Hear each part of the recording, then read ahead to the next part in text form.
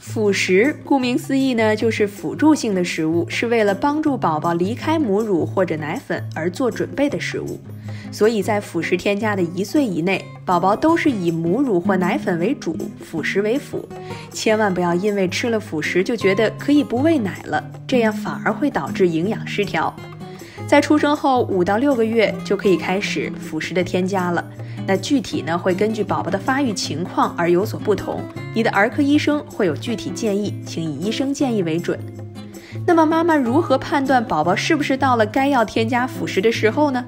通常有以下特征表现的时候，妈妈就可以考虑给宝宝添加辅食了。1.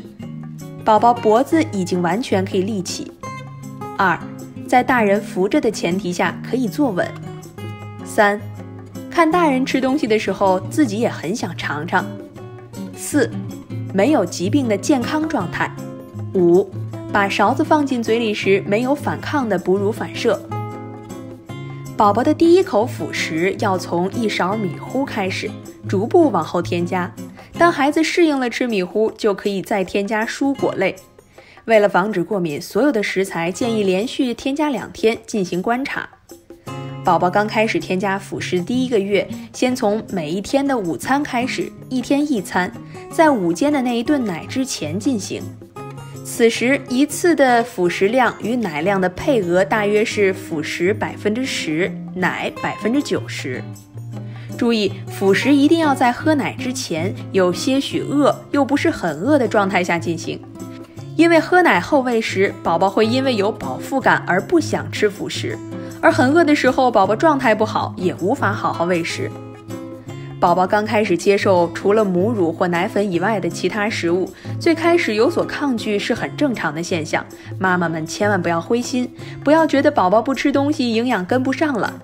其实第1个月完全是一个热身，让他适应食物，不想吃千万不要勉强或者让他失落，尽量迎合宝宝自身的需求。下面小丽 Chi 就给你分享一些6个月以上宝宝可以吃的辅食做法，给妈妈们一个参考。